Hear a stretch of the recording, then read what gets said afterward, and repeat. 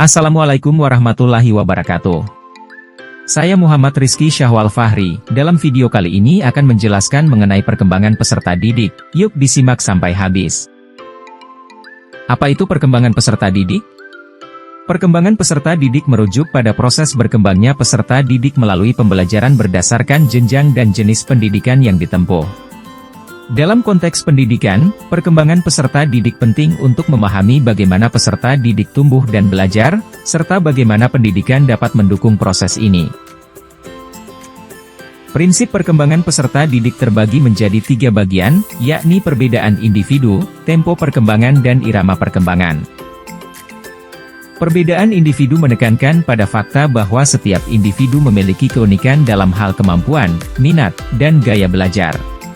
Pendidikan harus mengakomodasi variasi ini dengan menyediakan pendekatan yang fleksibel dan adaptif untuk memenuhi kebutuhan belajar setiap siswa.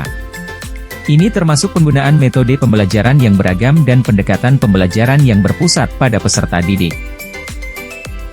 Tempo perkembangan mengakui bahwa perkembangan individu tidak berlangsung secara linear dan seringkali tidak sesuai dengan jadwal atau target yang ditetapkan. Pendidik harus memahami bahwa setiap siswa memiliki ritme perkembangan sendiri dan harus menyesuaikan pendekatan pembelajaran dengan kemajuan dan kebutuhan siswa. Ini melibatkan penilaian yang terus-menerus dan penyesuaian kurikulum atau metode pembelajaran sesuai dengan kemajuan siswa. Irama perkembangan menekankan pada pentingnya menghargai dan memahami bahwa perkembangan individu tidak terjadi secara isolasi. Siswa belajar dalam konteks sosial, dan pengalaman mereka di sekolah, di rumah, dan dalam komunitas mereka mempengaruhi perkembangan mereka.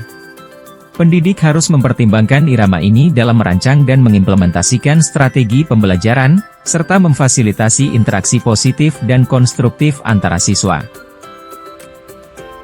Aspek perkembangan pada peserta didik terbagi menjadi 7, yakni fisik, kognitif, emosi, bahasa, sosial, kepribadian, moral, dan religius. Pada aspek perkembangan fisik meliputi pertumbuhan dan perkembangan struktur tubuh, termasuk pertumbuhan vertikal dan horizontal, pertumbuhan tulang dan otot, serta kematangan organ seksual dan fungsi reproduksi. Perkembangan fisik juga mencakup perubahan pada otak yang meningkatkan kemampuan kognitif. Perkembangan kognitif mencakup perkembangan kemampuan berpikir, memahami, dan menggunakan informasi. Ini termasuk perkembangan kemampuan verbal dan nonverbal, serta kemampuan untuk memecahkan masalah dan membuat keputusan.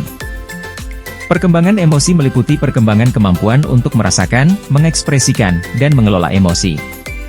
Ini mencakup kemampuan untuk merasakan perasaan, memahami perasaan orang lain, dan mengelola emosi dengan cara yang sehat. Perkembangan bahasa mencakup perkembangan kemampuan berbicara, menulis, dan membaca. Ini termasuk pengembangan kemampuan verbal dan nonverbal, serta pemahaman dan penggunaan bahasa yang efektif. Perkembangan sosial meliputi perkembangan kemampuan untuk berinteraksi dengan orang lain, termasuk kemampuan untuk berkomunikasi, bermain bersama, dan bekerja dalam kelompok. Ini juga mencakup pemahaman tentang norma-norma sosial dan etika. Perkembangan kepribadian mencakup perkembangan karakteristik individu, termasuk nilai-nilai, keyakinan, dan gaya hidup. Ini mencakup pemahaman tentang diri sendiri dan bagaimana berinteraksi dengan orang lain. Pada perkembangan moral meliputi perkembangan pemahaman tentang apa yang benar dan salah, serta pengembangan nilai-nilai moral dan etika. Ini mencakup pemahaman tentang konsekuensi dari tindakan dan pengambilan keputusan yang etis.